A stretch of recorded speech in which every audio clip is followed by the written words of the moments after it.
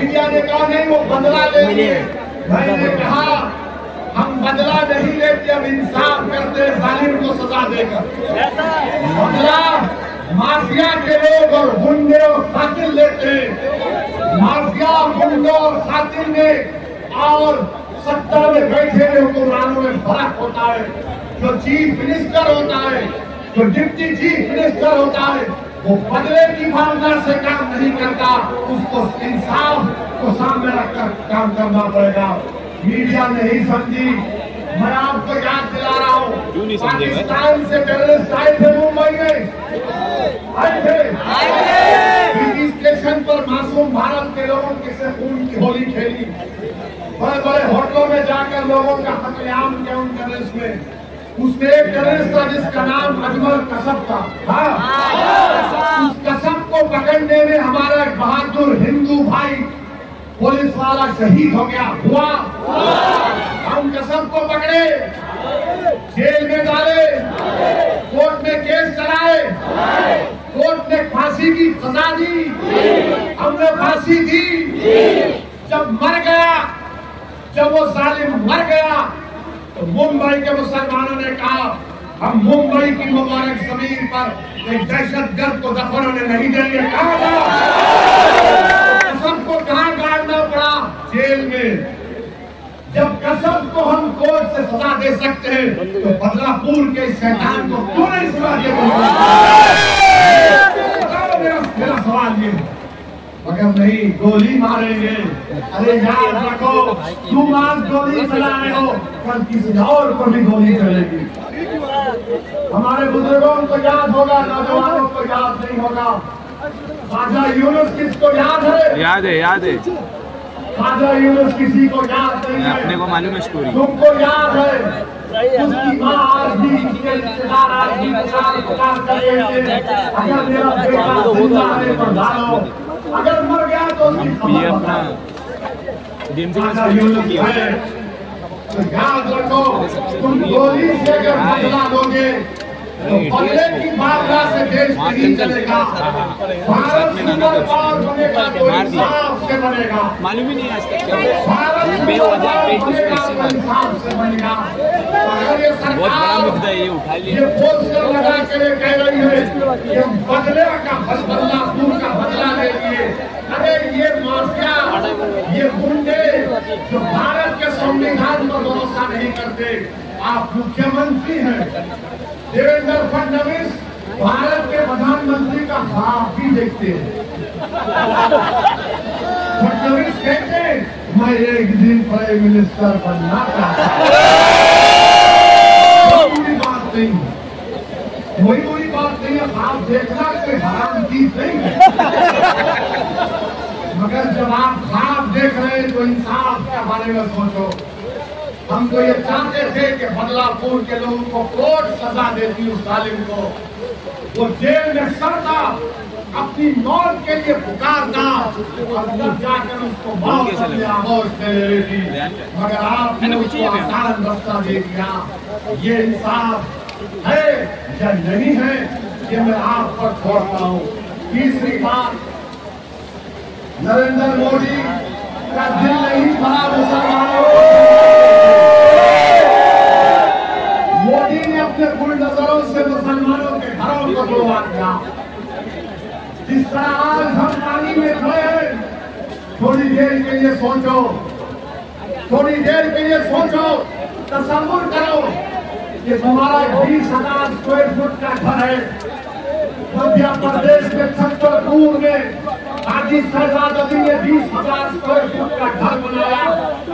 घर में सामान मुंतकिल हो रहा है कि आज नहीं तो कल घर में चले जाऊंगा। ये जो जालिम जिसके महाराष्ट्र में हमारे नबी रसूल की शान में गुस्ताखी करने की कोशिश की, छतरपुर की जनता ने एहतजाज किया, वायलेंस हो गया। हाजी शहजाद को कलेक्टर ने कहा रुकाओ, जनता नहीं सुनी तो क्या हुआ बाद में? हाजी शहजाद अली के 20,000 स्क्वायर फीट के घर को मोदी के बुलडोजरों ने तोड़ दिया। आज हाजी शहजाद अली के घर वाले, आज हम जलसा सुनने के लिए बारिश में भीग रहे हैं, वो 1 महीने से धूप में आसमान के नीचे खड़े हैं, बच्चे हैं, बेटे हैं, बारिश के नीचे खड़े हैं। अरे कितने घरों को तुमने तोड़ दिया। याद रखो मोदी, जुल्म जब होता है तो एक दिन जुल्म का खात्मा होगा, खात्मा होगा और अल्लाह इंसाफ करेगा इंशाअल्लाह। मैं सलाम करता हूँ हाजी शहजाद अली के जज्बे को। हाजी शहजाद अली ने वीडियो निकाल कर कहा कि मैंने प्रॉफेट मोहम्मद सल्लल्लाहु अलैहि वसल्लम के बारे में जिसने बकवास बकी थी उसके खिलाफ कानूनी कार्रवाई के लिए हम प्रोटेस्ट किए। अगर मेरे रसूल के लिए एक घर को कुर्बान करना है तो मैं इसे 2 घर को अपने हबीब अल्लाह को याद रखो, हम बारिश में खड़े हैं, भीग रहे हैं, बच्चे हैं, माए हैं। मैं तुम्हारे से एक अपील कर रहा हूं, तुम यहाँ बैठे बैठे अपने दिल से दुआ करो, अपने दिल में दुआ करो कि अल्लाह जो ये जालिम लोग हमको सिर्फ इस बात की सजा दे रहे कि हम तेरा कलमा पढ़ने वाले हैं, या अल्लाह हमको सिर्फ इस बात की सजा दे रहे कि हम तेरी तौहीद का इकरार करने वाले हैं, या अल्लाह हमको इसलिए मारा जा रहा है कि हम तेरे हबीब को खातमुन नबीय्यीन मानते हैं। परवरदिगार, जो हम पर गुजर रही है हम उसको तेरे हवाले करते हैं, तू इंसाफ कर।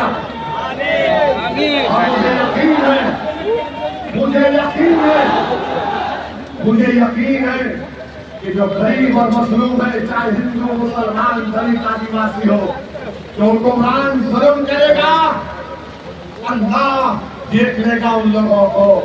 अरे तुम हमको कमजोर समझकर दबा रहे हो।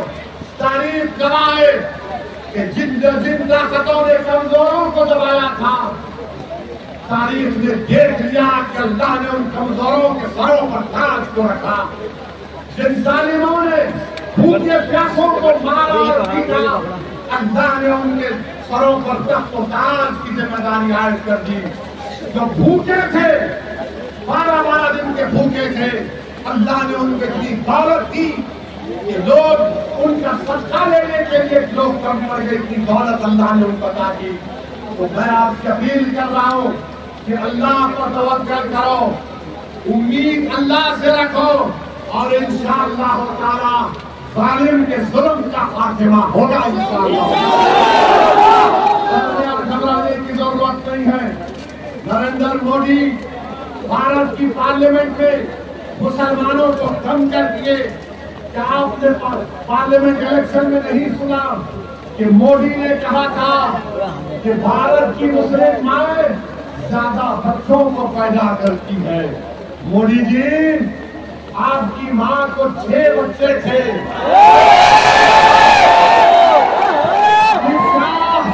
सब अलग अलग आपके 9 बहने हैं। ये सब भूल गए और हमारी माओ पर नजरें लगाकर बैठे कि बच्चे बहुत पैदा कर रहे हैं। मोदी जी, आपको कैसे मालूम बच्चों के बारे में? हमको बताओ। Asking a question. With all the due respect to the Prime Minister. Media वाले दिल पर मत लो, मुर्दे पर लो।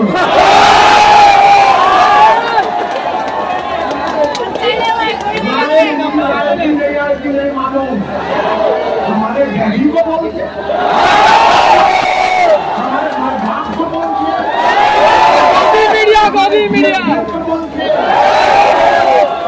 बोलते हमारे मौलवी जबान है। मोदी जी क्या बोले भाषण में?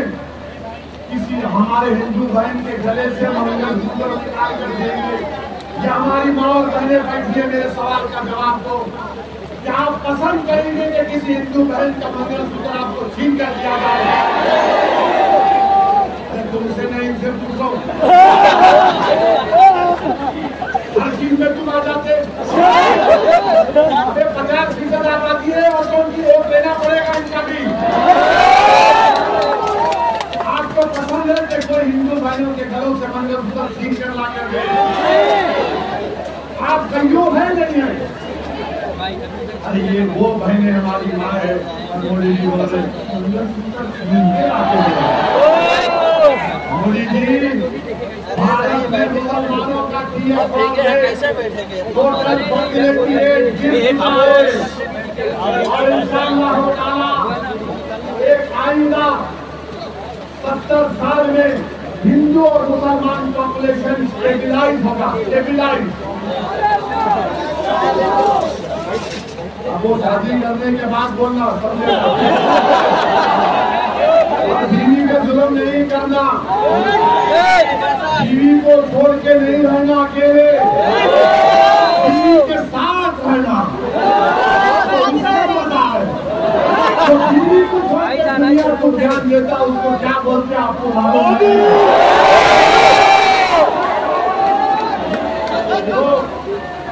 अब नरेंद्र मोदी, हाँ अभी आपको मालूम है,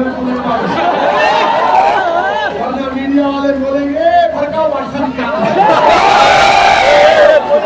अब नरेंद्र मोदी एक वक्त के कानून को लाए हैं, वक्त का बिल लाए।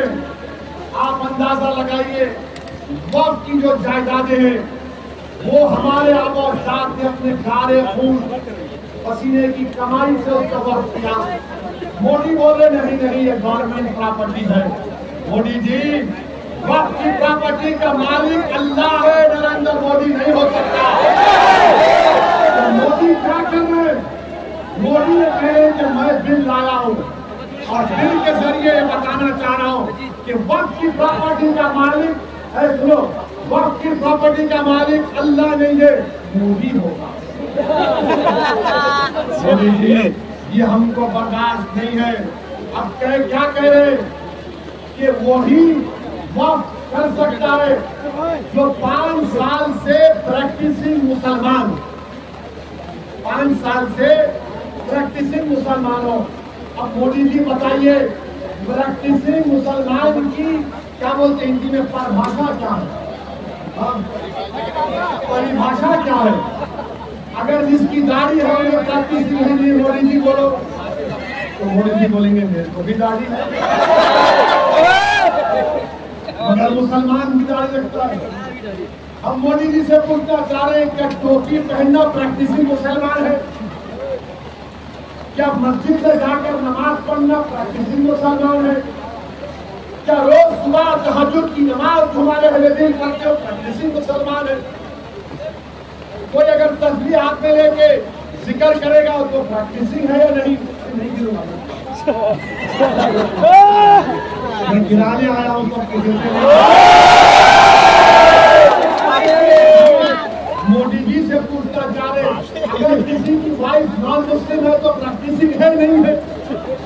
हम मोदी जी से पूछना चाह रहे शादी करके बीवी को घर में नहीं रखा तो प्रैक्टिसिंग है या नहीं? समझे ना, अपन मन को इशारा कर। मोदी जी बताइए प्रैक्टिसिंग मुसलमान को डिफाइन नहीं किया क्या? आप होते कौन है मोदी जी मुझे सर्टिफिकेट देने वाले? मैं जब अल्लाह के करम से अपनी अम्मा के पेट में था तो मेरी अम्मा अपने पेट पर हाथ रखकर कुल वल्लाह अल्लाहु समद लम यलिद वलम यूलद हमारी माँ इस तरह हमको पैदा की। मोदी जी बोल रहे बेटा 5 साल जब हो जाएंगे ना मेरे पास आना, मैं चाय पिलाऊंगा, तुमको ज्ञान दूंगा और तुमको बोलूंगा पकौड़ा बनाओ। उसके बाद मोदी जी बोलेंगे बेटा सेल्फी लेते मुसलमान हो गया। वाह वाह मोदी जी, अब आप तय करेंगे कौन मुसलमान है। ये वक्फ बोर्ड के कानून में बनाया गया। मैं आपको एक बात कह रहा हूं, अगर ये बिल कानून बनेगा, हम और आप एक बाबरी मस्जिद को खो चुके हैं, हम कई मस्जिदों को खो देंगे। हम एक बाबरी मस्जिद को खोए, कई मस्जिदें उनसे छीन ली जाएंगी, कई दरगाहें खत्म कर दी जाएंगी, खुदा ना खास्ता खानखाने बर्बाद कर दिए जाएंगे, कब्रिस्तानों पर बिल्डिंगें खड़ा कर दी जाएंगी। क्यों? क्योंकि मोदी ने इस बिल में वक्फ यूजर को खत्म कर दिया। और ये आरएसएस बीजेपी के दुम छल्ले ये कहते हैं कि वक्फ यूजर, सुनो, वक्फ यूजर हमारे हिंदू भाइयों के धर्म में भी है। बाय यूसेज, बाय कस्टम हमारे हिंदू भाई बहन की बेसिस ऑफ रिलीजियस वो बन जाती है। और ये बोलते मेरे खिलाफ एक सोशल मीडिया पर इनके आधे दिमाग के उल्लुओं ने, इनके आधे दिमाग के ट्यूबलाइट ने, इनके थम्सअप ने शुरू किया, इसने हिसाब हो गया। अरे भाई, तेलंगाना का कानून पर, आंध्र का एंडोमेंट एक्ट पर, तमिलनाडु का एंडोमेंट एक्ट पर, ओडिशा का एंडोमेंट एक्ट पर उसने लिखा हुआ हिंदू भाइयों में भी बाय यूसेज का टर्म इस्तेमाल हुआ है। मगर जब हिंदू धर्म में यूसेज है तो मुसलमानों के धर्म के वक्फ यूजर को खत्म किया जा रहा है। मेरे भाई, इस कानून में बहुत सी गलतियां हैं। बहरहाल मेरी आपसे अपील है कि all India Muslim personal board अगर ये ऐलान करेगा कि हमको इस बिल के खिलाफ एहतजाज करना है तो आप साथ देंगे? आप साथ देंगे? अच्छा, फिर ये लोग, ऐसे लोग भी मोदी जी की चाहत में है अभी।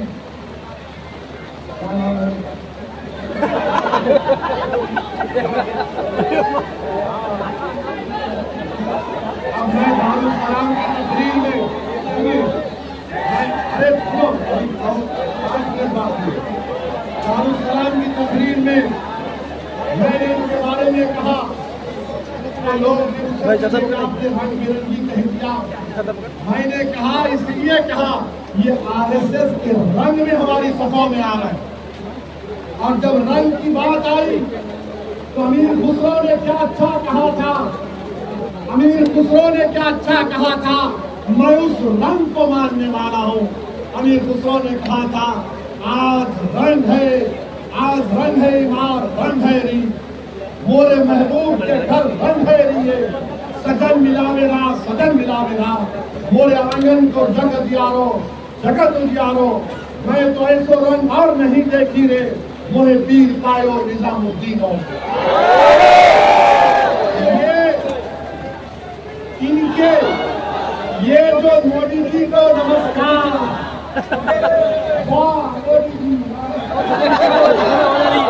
ये आरएसएस और ओवैसी जो अमीर खुसरो ने कहा था महबूब इलाही के बारे में, इस रंग में और उस रंग में जमीन आसमान का फर्क। मेरे अजीज दोस्तों और बुजुर्गों, आपको मालूम, अजमेर की दरगाह के खिलाफ आज अजमेर ने केस कर दिया कोर्ट में, और केस डालने वालों ने कह दिया कि अजमेर की दरगाह में जो बुलंद दरवाजा है उसके नीचे मंदिर। अब बताइए आप, अभी वक्त का कानून बना रहे मगर ये लोग अपनी तैयारी शुरू कर चुके हैं। बहरहाल मेरे अजीज दोस्तों और बुजुर्गों, आने वाले विधानसभा में, इस विधानसभा से हमने रईस लश्करिया साहब का तो उम्मीदवार बनाया है। तो मेरी आपसे गुजारिश है कि आप रईस लश्करिया को अपना नया विधायक बनाएंगे इंशाअल्लाह। आप बुलाकर वादा करिए और महाराष्ट्र में मजलिस की कामयाबी के लिए आप दुआ करेंगे। करेंगे तो नहीं, बीच के नाम से डरेंगे तो नहीं।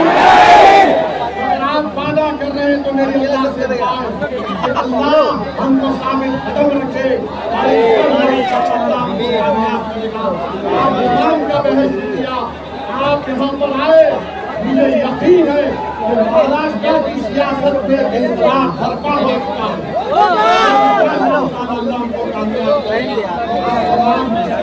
तरीके से अपने अपने घर को जाइए। 15 मिनट